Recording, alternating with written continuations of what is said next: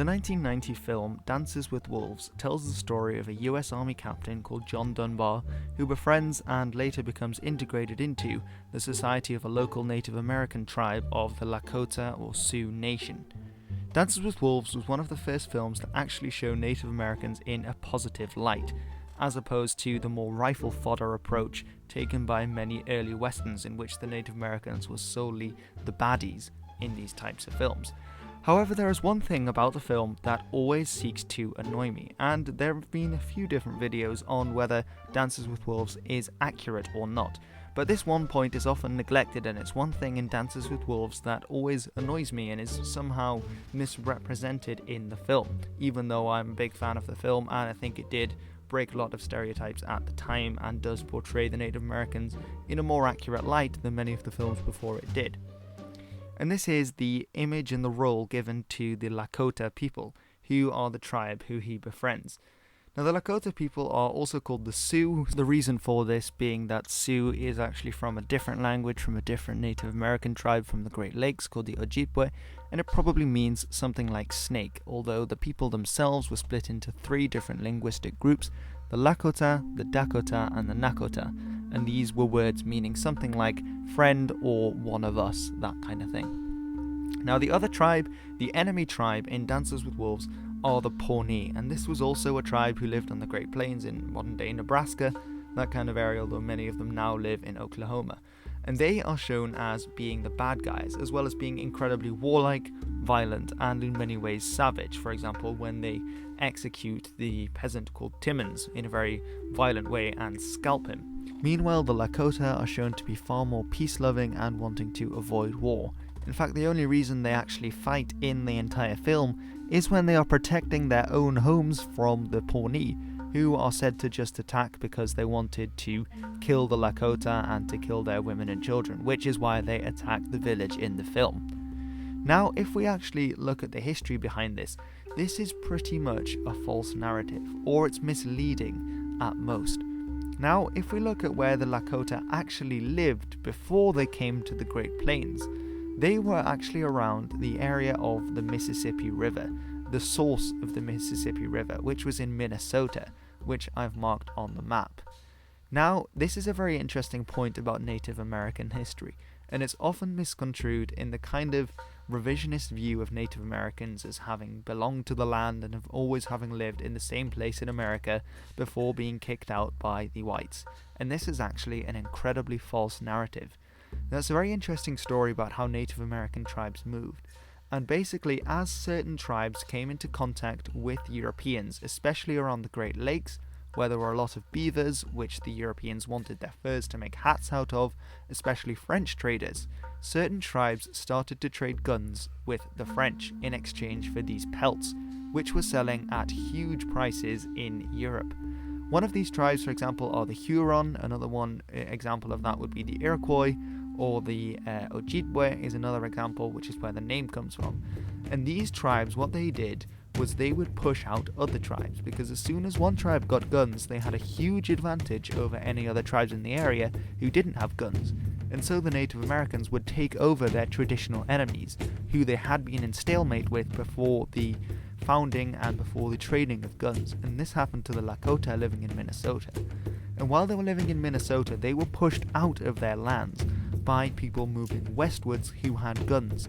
The culprits in this case being probably the Ojibwe and the Cree. Interestingly enough, it's thought that the Sioux might have actually been around the first in the southeast of the United States today, and that they migrated northwards along the Atlantic coast and then westwards, the final push westwards being because of the other tribes with guns, which forced them onto the Great Plains. And they actually conquered is probably not the right word for Native Americans, settled onto the area of the Great Plains, the Dakotas, the very western part of Minnesota, Montana, parts of northern Nebraska, that kind of area, and even a slight area in Iowa as well.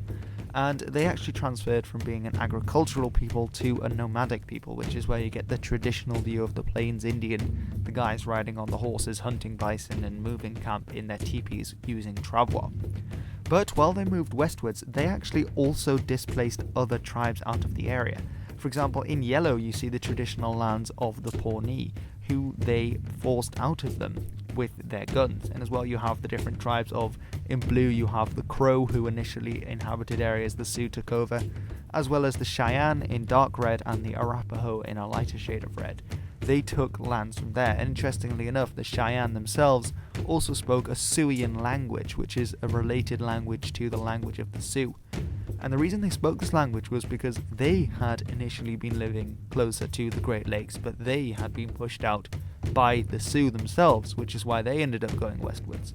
The Pawnee definitely fought against the Cheyenne, and the Cheyenne would later go on to form a sort of alliance with the Sioux, both against the Pawnee, the Crow, other tribes, as well as famously against the United States and its army, which culminated at the Battle of Little Bighorn, for example. That was an alliance of Teton Sioux and the Cheyenne, as well as the Arapaho, who are sometimes sort of mixed in with the Cheyenne after a certain date.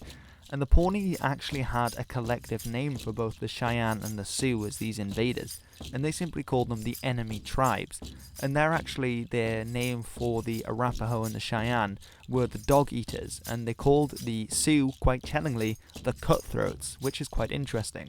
Of course, these tribes all fought with each other before the Sioux arrived, but it was quite small scale, mostly raiding, that kind of warfare, not really a total war. But when the Sioux arrived, things changed, because obviously the Sioux brought with them guns, and this was a hugely destructive force on the Great Plains, and it really changed the lives of the people there. Now, in Dances with Wolves, when it has the scene of the Pawnee attack on the Sioux village, it is absolutely accurate.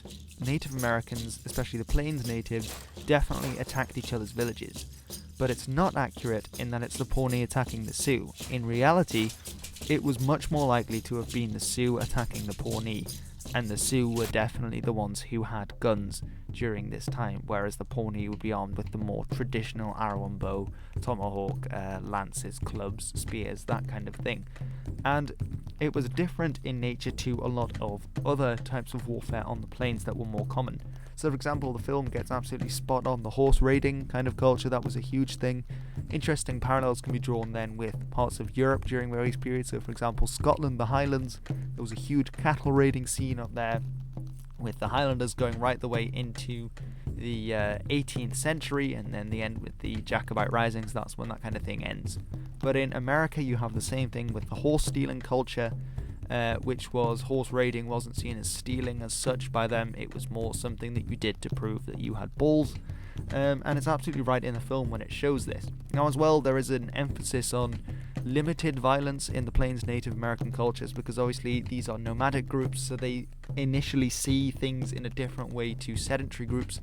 Sedentary groups are also the first groups that form standing armies and things like that, because you have property, something to protect.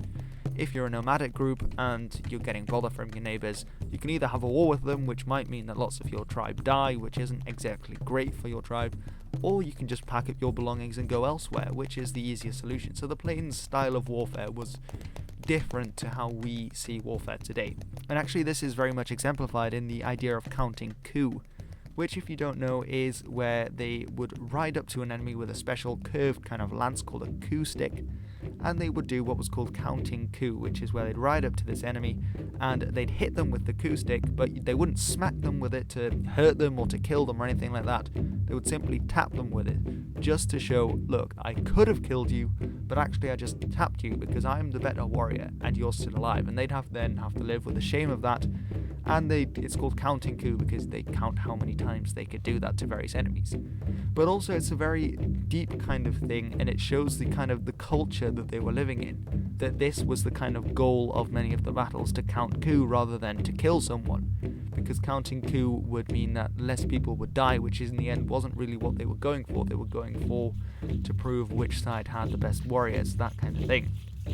However, the war between the Sioux and the Pawnee, and to a lesser extent the Cheyenne, was very different to this kind of plains warfare. Remember, the Cheyenne and the Sioux are not traditional plains tribes, and this was a war that involved everyone. Now, the United States Army were shocked by the war when they found out about it, and when they witnessed some of the massacres that occurred.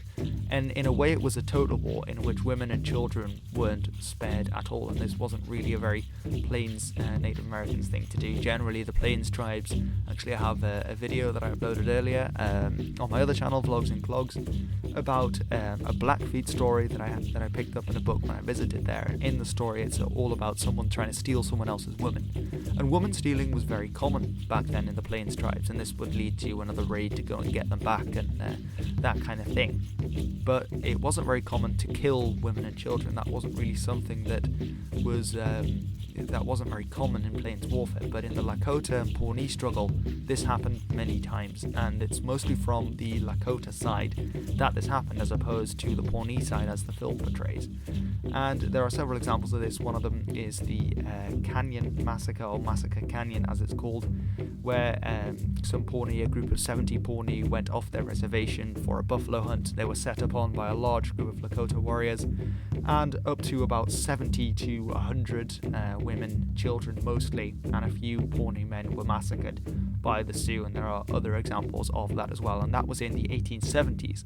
So you can see that this went right up to sort of the end of the Native American freedom in America. And as well, this is one of the main reasons why the scouts in the American army, Native American scouts, were very largely from the tribes like the Crow, the traditional enemies of the Sioux, and the Pawnee. And this is something that annoys me in the film, is that they have the Pawnee attacking the white guy, Timmons. And actually, the Pawnee and the Crow and other tribes who were traditional Plains tribes who were being pushed out by these newcomers like the Cheyenne and the Sioux, they tried to remain very friendly with the whites, because they obviously, enemy of my enemy is my friend. So they, a lot of the time, the only guy who survived Little Bighorn was a Crow scout. I think Curly was his name, and he was from the Crow tribe because they didn't like the Sioux, so that's why they worked with the whites. And the Pawnee were very similar. Actually, during the American Civil War, when the railway needed protecting but all the men were off fighting, the United States government hired the Pawnee to look after the railroad from, you guessed it, the Sioux. So that's just another little interesting thing there. Alright everyone, so thank you very much for watching this video. It's been pretty rambly, but also new microphones, so if you haven't heard me before on this mic, then let me know what you think about it, and let me know what you think about this video on my interpretation of some of the things that were wrong with Dances with Wolves, especially sort of portraying the Lakota as the good guys, as being the traditional tribe of the Plains, when in actual fact they were, they had been there less long than white people had been on North America. That's, not to say that everything that happened to the Sioux was right. Some terrible things happened. But this is just a little bit of history, so please don't get too political in the comment section below or anything like that.